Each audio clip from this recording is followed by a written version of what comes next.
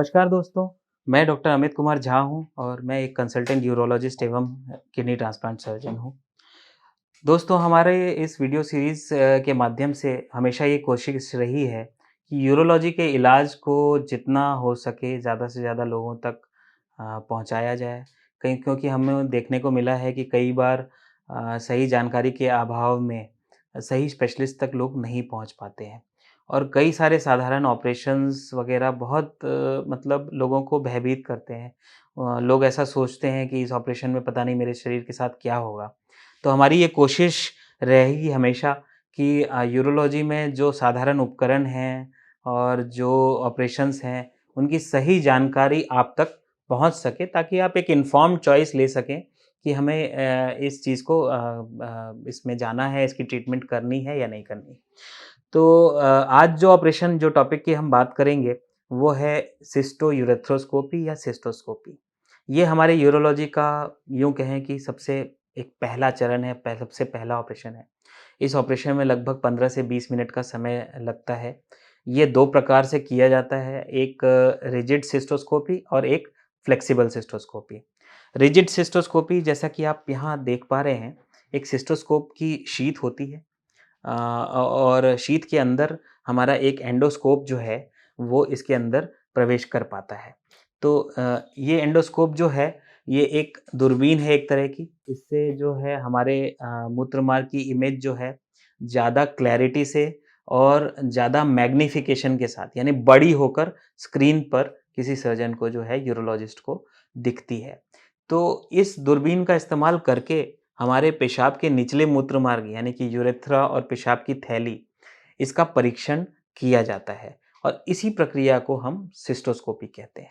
अब ये rigid cystoscopy है। यही दूरबीन अगर थोड़ी-सी लंबी और थोड़ी लचीली या फ्लेक्सिबल होती है, तो उसे फ्लेक्सिबल सिस्टोस्कोपी कहते हैं। रिजिड के कंपैरिजन में फ्लेक्सिबल सिस्टोस्कोपी का फ़ायदा ये है कि ये ऑफ़िस सिस्टोस्कोपी के रूप में किया जा सकता है, ओपीडी प्रोसीजर है। कई बार हॉस्पिटल में इसमें भर्ती होने की भी ज़रूरत नहीं पड़ती और लोकल एनेस्थीसिया यानी कि पेशाब के रास्ते में एक सुन्न करने वाली दवाई को डालकर ही इसको पूरी तरह करना संभव हो पाता है। तो सिस्टोस्कोपी की ये थोड़ी प्रारंभिक जानकारी थी। इसमें क्या होता है कि जब मरीज़ हमारे पास बार-बार किसी कंप्लेंट के साथ आता है, यानी कि पेशाब में रुकावट होना, पेशाब बार-बार आने की इच्छा होना, पेशाब में खून आना या फिर आपको बार-बार यूरिन में अगर इन्फेक्शन हो रहा है, इस तरह की कंप्लेंट के साथ जब मरीज़ किसी यूरोलॉजिस्ट के पास आता है, तो कुछ प्रारंभिक टेस्ट जो हैं वो किए जाते हैं, मसलन यूरिन रिपोर्ट, पेशाब के फ्लो का टेस्ट या सोनोग्राफी। इन टेस्ट के आधार पर अगर कुछ ऐसी जानकारी सामने आती है कि पेशाब रुक रहा है या कोई स्टोन है, कुछ ऐसी शंका जो है उत्पन्न होती है, तो फिर नेक्स्ट स्टेप ये सिस्टोस्कोपी होता है, ताकि हम उस डायग्नोसिस को कन्फर्म कर पाएँ और कोई छोटी-मोटी प्रॉब्लम्स हैं जिनको उसके साथ ही इसको ट्रीट किया जा सकता है, तो वो भी कर पाएँ। तो निचले मूत्र मार्ग में जो साधारण बीमारियां हैं, जैसे कि यूरिनरी ट्रैक्ट में ऑब्स्ट्रक्शन, वो भले ही पेशाब की नली छोटी हो जाने की वजह से, जिसको स्ट्रिक्चर की बीमारी कहते हैं, या फिर स्टोन्स की वजह से हो, या कोई बार-बार इन्फेक्शन हो, कोई और प्रोस्टेट की एनलार्जमेंट हो, तो इस तरह की कोई प्रॉब्लम्स है, इनका डायग्नोसिस जो है इस सिस्टोस्कोपी के द्वारा किया जा सकता है। और किसी को अगर पेशाब की थैली की कैंसर हो चुकी है और बाद में आप फ़ॉलो-अप के लिए मरीज़ जो है यूरोलॉजिस्ट के पास जाते हैं, तो शुरुआत में 3-3 महीने पे इस दूरबीन को अंदर डालकर ये देखा जाता है कि वो कैंसर कहीं दोबारा लौट के तो नहीं आ रहा है। तो इस तरह की प्रॉब्लम्स की डायग्नोसिस जो है, वो इस सिस्टोस्कोपी से की जाती है। तो दोस्तों आइए जानते हैं कि जब आप सिस्टोस्कोपी ऑपरेशन को करवाने जा रहे हैं, तो आपको क्या-क्या तैयारी करने की ज़रूरत पड़ती है। अगर आप फ्लेक्सिबल सिस्टोस्कोपी के लिए जा रहे हैं, तो इसमें कोई बहुत ज़्यादा तैयारी की ज़रूरत नहीं होती है। बस ये ध्यान में रखने वाली बात होती है कि आपको यूरिन इन्फेक्शन से रिलेटेड सिम्पटम्स, जैसे कि पेशाब बार-बार जाने की इच्छा, पेशाब में जलन, बुखार आना, पेशाब में बदबू आना, पेट के निचले हिस्से में दर्द होना या पेशाब की बहुत तीव्र इच्छा होना, इस तरह की प्रॉब्लम्स या सिम्पटम्स अगर हैं, तो आपको आपके यूरोलॉजिस्ट को इन्फॉर्म करना है। जिस समय यूरिन में इन्फेक्शन होता है, उस समय कोई भी मूत्र मार्ग में कोई भी प्रोसीजर नहीं किया जाता है। उस इन्फेक्शन को पहले कंट्रोल किया जाता है एंटीबायोटिक्स के माध्यम से और उसके बाद ही प्रोसीजर के लिए लिया जाता है आपको। तो ये एक चीज़ इम्पोर्टेंट ध्यान में रखने वाली बात है, भले ही आप किसी भी प्रकार की सिस्टोस्कोपी के लिए जा रहे हैं तब। अगर आप रिजिड सिस्टोस्कोपी के लिए जा रहे हैं, तो जनरली इसमें एनेस्थीसिया यानी बेहोशी की ज़रूरत पड़ती है। जब बेहोशी की ज़रूरत पड़ती है, तो फिर आपको लगभग 6 घंटे तक भूखे पेट रहना होता है। इसके अलावा आप यूँ कहें सिस्टोस्कोपी के लिए जा रहे हैं, तो अगर आपको ब्लड थिनर मेडिकेशंस चल रहे हैं, अगर आपको कोई हार्ट की बीमारी है या स्ट्रोक की बीमारी है और उसके लिए पहले से आपको खून पतला करने वाली दवाइयाँ चल रही हैं, तो आपको यूरोलॉजिस्ट को इन्फॉर्म करना है। कुछ स्पेशल प्रकार की खून पतला करने वाली दवाइयाँ हैं, इनको इस प्रोसीजर के 5 दिन पहले बंद करना होता है। कुछ ऐसी प्रकार की दवाइयाँ हैं, जिनको चालू रहते हुए भी इन ऑपरेशन को करना संभव होता है। अगर आप बहुत ज़्यादा एंग्ज़ियस पेशेंट हैं, बहुत ज़्यादा टेंशन लेने वाले मरीज़ हैं, तो कई बार आपके यूरोलॉजिस्ट आपको एक एंटी एंग्ज़ायटी मेडिसिन भी 1 रात पहले आपको दे सकते हैं। इसके अलावा जब आप सिस्टोस्कोपी के लिए पहुँचते हैं, तो आपको एक कंसेंट फॉर्म दिया जाता है, जिसमें कि जो जानकारियाँ मैं आपको दे रहा हूँ, ये सारी विस्तृत रूप में लिखित में आपको मिलती हैं। उसको पढ़ के आप साइन करते हैं और फिर आप प्रोसीजर के लिए जाते हैं। ये प्रोसीजर एक बहुत ही सिंपल प्रोसीजर है, लगभग 15 से 20 मिनट में संपन्न होता है। इसमें दूरबीन निचले मूत्रमार्ग में डालकर हम पूरे मूत्रमार्ग का परीक्षण करते हैं। कोई भी प्रॉब्लम सामने आती है, तो अगर ये वहीं के वहीं ठीक हो सकती है, तो उसको ठीक भी करते हैं और अगर नहीं वहाँ पे संभव हो पाता है, तो फिर आगे के लिए आपको जानकारी मिल जाती है कि ये कैसे ठीक होगा।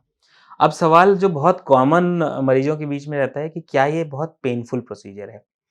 तो मैं यहाँ बता दूँ कि जब इसके पेन स्कोरिंग के बारे में बहुत सारी रिसर्च हुई, तो उसमें पता चला कि ज़्यादातर मरीज़ों ने जो ये पेन स्कोरिंग इसकी की, वो 1 से 10 के स्केल में 2 या 3 पर ही रहा। तो ये एक बहुत ही माइल्ड पेनफुल प्रोसीजर है यूँ कहें। अगर आपको बहुत ही एंग्ज़ायटी है और पेन सेंसिटिविटी बहुत कम है आपकी, तो ये 1 से 10 में 5 या 6 के लेवल तक भी पेन आपको हो सकता है इस प्रोसीजर में। पर ऐसा पेन जो है वो सिंपल ओरल टैबलेट्स और इंजेक्शंस इस्तेमाल करके इसको कंट्रोल में किया जा सकता है। तो ये कोई बहुत ज़्यादा पेनफुल प्रोसीजर नहीं है। इससे कोई डरने की ज़रूरत नहीं है। जब आपको ज़रूरत है तो ये प्रोसीजर आप करवा सकते हैं बेफ़िक्र होके। अब सवाल उठता है कि इसके कुप्रभाव या कॉम्प्लिकेशंस क्या-क्या हैं? तो सिस्टोस्कोपी में जनरली कॉम्प्लिकेशंस बहुत ही रेयर हैं। पर कुछ मरीज़ों में यूरिनरी ट्रैक्ट में इन्फेक्शन, पेशाब में खून आना और पेशाब के रास्ते में कहीं चोट पहुँच गई, इस तरह की प्रॉब्लम्स हो सकती हैं, बट ये बहुत रेयर चीज़ें हैं। जब ऑपरेशन आपका हो जाता है, उसके बाद शुरुआत में थोड़ा पेशाब बार-बार आना, हल्का-फुल्का पेशाब के कलर में चेंज आना, हल्का लाल पेशाब आना, इस तरह की प्रॉब्लम्स कुछ मरीज़ों को हो सकती हैं। बहुत ही सामान्य है और साधारण दवाइयों से इसको कंट्रोल में किया जाता है।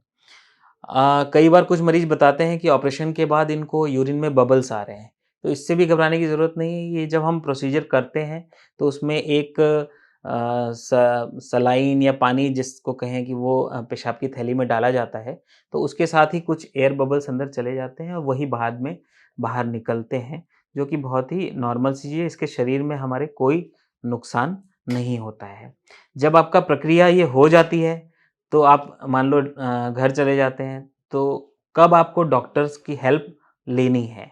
ये मैं बता दूँ कि अगर आपको पेशाब में बहुत तेज़ खून आ रहा है, बहुत रेड पेशाब आ रहा है या उसमें क्लॉट्स आ रहे हैं या आपको ठंड लग के बुखार हो रहा है, राइगर्स या चिल्स के साथ बुखार आ रहा है, इस तरह की कोई नौज़िया, वॉमिटिंग उल्टी की टेंडेंसी हो रही है, इस तरह की प्रॉब्लम अगर हो रही है प्रोसीजर के बाद, तो तत्काल ही आपको अपने यूरोलॉजिस्ट से मिलना चाहिए। तो ये एक ओवरव्यू था, एक पूरी जानकारी थी सिस्टोस्कोपी ऑपरेशन के बारे में। इस प्रकार के और भी ऑपरेशंस हैं जिनकी जानकारी हम आगे के वीडियोज़ में देते रहेंगे।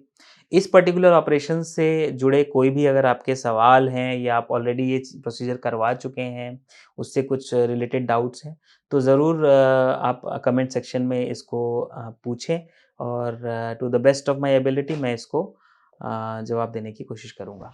धन्यवाद।